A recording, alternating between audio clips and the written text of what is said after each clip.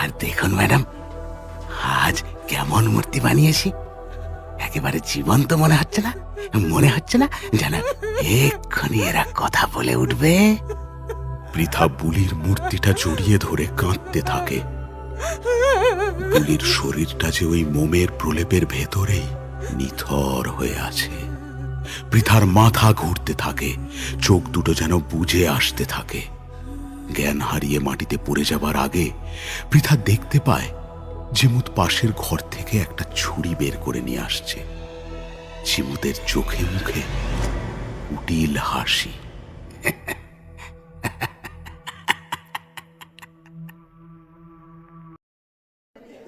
আজকে সেই এক্সিবিশনে এসে পৃথা যে একদমই ভুল করেনি সেটা সে ভালো মতোই বুঝতে পারছে, বরং না আসলেই মিস হয়ে যেত তার। ম্যাডাম কেমন লাগছে? একটা ঠান্ডা ফিসফিসে কণ্ঠ কানে আসে পৃথার। পিছন ফিরতেই দেখে একজন শীর্ণকায়, মুখ ভর্তি দাড়ি আর খর্বকায় লোক তার দিকে তাকিয়ে মিটমিটি হাসছে। লোকটির চোখ দুটো যেন কোনো মরা মানুষের চোখের মতো ঘোলাটে আর স্থির। চেনার কথা নয়, তাই স্বাভাবিকভাবেই লোকটিকে চিনতে পারেনি পৃথা। লোকটি নিজে থেকেই ফ্যাসফ্যাসে গলায় বলে উঠল, আমি জিমুত বর্মন। অসাধারণ এই সব মূর্তিগুলো যার বানানো, তার চেহারার একটা ধারণা পৃথা নিজের মনে মনে বানিয়েছিল, কিন্তু সেটা না মেলায় কিঞ্চিত অস্বস্তিতে পড়ল পৃথা। সে নিজের পরিচয় দিতেই যাচ্ছিল, আমি অমনি তাকে মাঝখানে থামিয়ে জিমুত বলে উঠল, আপনাকে কে না চেনে madam? Pritha Majumdar, the great art journalist, যার রিভিউ পড়ার জন্য সব শিল্পী অপেক্ষা করে থাকে, যার কলমের ধারে একজন শিল্পীর জন্ম হয় আবার মৃত্যুও। আপনি তো স্টার মেকার। আমি নিয়মিত আপনার লেখা রিভিউগুলো পড়ি ম্যাডাম, আজ অব্দি একটাও মিস করিনি।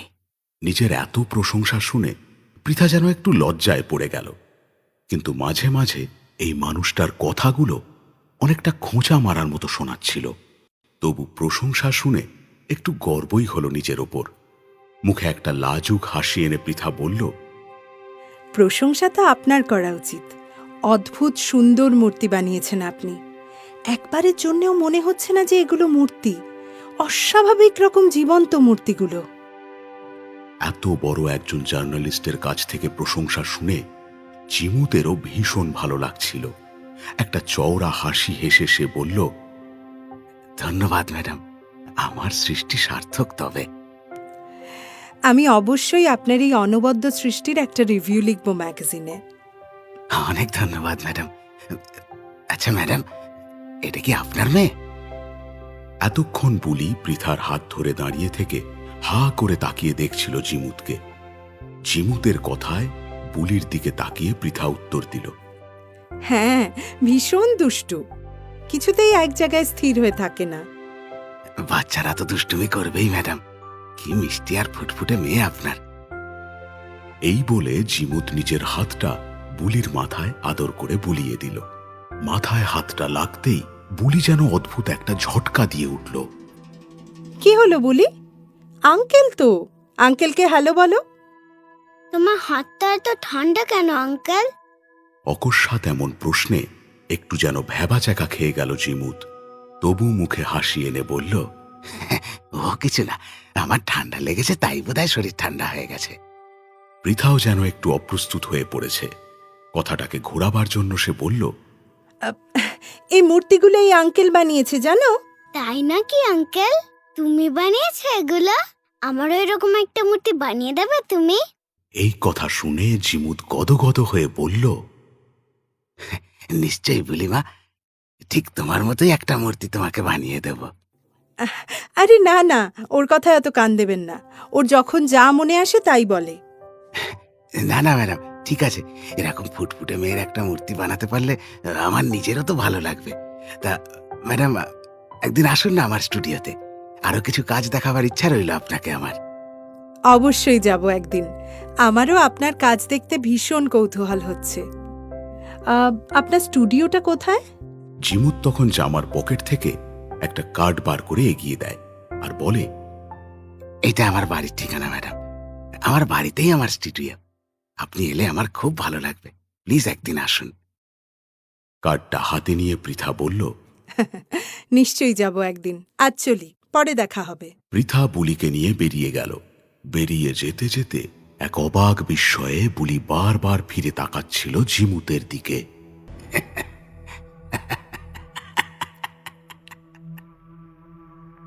পৃথার গাড়ি বড় রাস্তার সামনে এসে দাঁড়ায়। এখানে তাকে নেমে যেতে হবে। সরু গলি, তার গাড়ি সেখানে ঢুকবে না। গাড়ি থেকে নেমে পৃথা গলির মধ্যে ঢুকে পড়ে। কিছু দূর যাবার পর একটা বাড়ি নজরে আসে। দোতলা বাড়ি, বেশ পুরনো। ফোনে জিমুত বলে দিয়েছিল, তাই বাড়িটা চিনে নিতে পৃথার একটু অসুবিধা হয় না। আরে ম্যাডাম, আসুন আসুন। আপনি এত তাড়াতাড়ি এখানে আসবেন সেটা তো ভাবতেই পারিনি। জিমুত বোধহয় পৃথার অপেক্ষাই করছিল। পৃথাকে বাড়ির দরজায় দেখেই সে হাসি মুখে দরজা খুলে দেয়। আপনার হাতের কাজ এত অপূর্ব, তাই বাকি মূর্তিগুলো দেখার লোভ সামলাতে পারলাম না, চলে এলাম। তা বেশ করেছেন ম্যাডাম। আসুন আসুন, ভেতরে আসুন। পৃথা ঘরে ঢুকে চারপাশ দেখতে লাগলো। নিচে রয়েছে দুটো ঘর আর ওপরে দুটো। ঘরের ভিতর আলো যেন খুবই কম। নিচের দুটো ঘরে একটাতে আমি থাকি আর একটাতে মা থাকেন। ওপরের দুটো ঘর আমার স্টুডিও। চলুন আপনার স্টুডিওতে যাই। আরে ম্যাডাম, আগে একটু চা খান, তারপর না হয়ে যাবেন। এই প্রথম আপনি আমার বাড়িতে এলেন। আরে না না, সেসবের দরকার নেই, আমি খেয়েই বেরিয়েছি। তা বললে হয় ম্যাডাম? একটু চা অন্তত খান। সব রেডি আছে, আমি নিয়ে আসছি। আপনি একটু বসুন। এই বলে জিমুত চা আনতে চলে যায়। তারপর যেন মুহূর্তের মধ্যেই চায়ের কাপ হাতে নিয়ে হাসি মুখে দাঁড়িয়ে জিমুত। বললাম না ম্যাডাম, বেশি সময় লাগবে না, সব রেডি আছে। পৃথার জন্য চা যেন জিমুতের বানানোই ছিল। সেই দেখে পৃথা বেশ অবাক হয়ে যায়। তাড়াতাড়ি চা শেষ করে পৃথা রওনা দেয় স্টুডিওর ঘর দেখার উদ্দেশ্যে, কারণ তার সমস্ত আগ্রহ এখন স্টুডিওটিকেই ঘিরে। চা খেয়ে জিমুতের পিছন পিছন সিঁড়ি দিয়ে উঠতে থাকে পৃথা। দোতলায় পাশাপাশি দুটো ঘর। প্রথম ঘরের দরজা খুলে ঘরে ঢুকেই কেমন যেন একটা অস্বস্তি ঘিরে ধরল পৃথাকে। কেমন যেন একটা বমি বমি ভাব লাগছে তার। তাড়াতাড়ি কাজ সেরে এখান থেকে বেরিয়ে যেতে হবে তাকে। আর তার জন্য দরকার জিমুতের এই ঘর থেকে দূরে থাকার। ম্যাডাম, আপনার শরীর ঠিক আছে তো? জিমুতের এই প্রশ্নের মধ্যে উদ্বেগের থেকে উৎসাহ বেশি ছিল। একটু জল খাওয়াবেন প্লিজ? নিশ্চয়ই ম্যাডাম, আমি এক্ষুনি নিয়ে আসছি। এই নিন ম্যাডাম, জল। জিমুতের মুখের হাসি এবার আরো ভয়ানক, আরো কুটিল। চমকে ওঠে পৃথা, হাত থেকে মোবাইল ছিটকে পড়ে আবার। ফুলের মূর্তিটা কেমন হয়েছে ম্যাডাম? ভালো না? পৃথার ভয় এখন রাগে পরিণত হয়েছে। বুলি কোথায়? কোথায় বুলি? আমি কি করে জানবো ম্যাডাম? আপনার মেয়ে, আপনিই তো জানবেন। একদম বাজে বকবে না, একদম বাজে বকবে না। ভালো ভালো বলো বুলি কোথায়, না হলে। না হলে কি? এবার পৃথা ভেঙে পড়ে কান্নায়। প্লিজ বলুন বুলি কোথায়, আপনার কাছে অনুরোধ করছি। এবার যেন জিমুতের ভিতরের শয়তানটা বলে ওঠে। আপনার চোখের সামনেই তো আছে ম্যাডাম। কেন এমন করলে?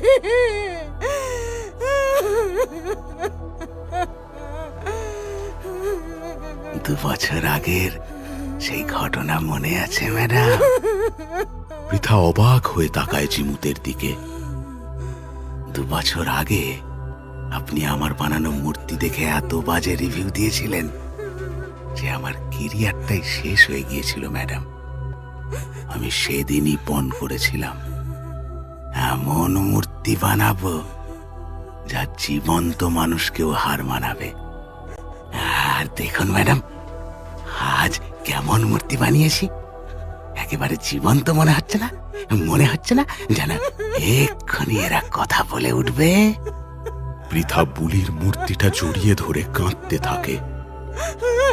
বুলির শরীরটা যে ওই মোমের প্রলেপের ভেতরেই নিথর হয়ে আছে।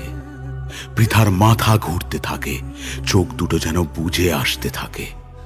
জ্ঞান হারিয়ে মাটিতে পড়ে যাবার আগে পৃথা দেখতে পায় ঝিমুত পাশের ঘর থেকে একটা ছুরি বের করে নিয়ে আসছে।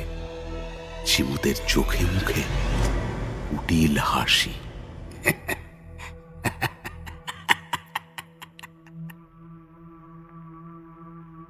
সপ্তাহখানেক পরে ঝিমুতের বানানো মূর্তিগুলো নিয়ে একটা বিরাট এক্সিবিশন হয়।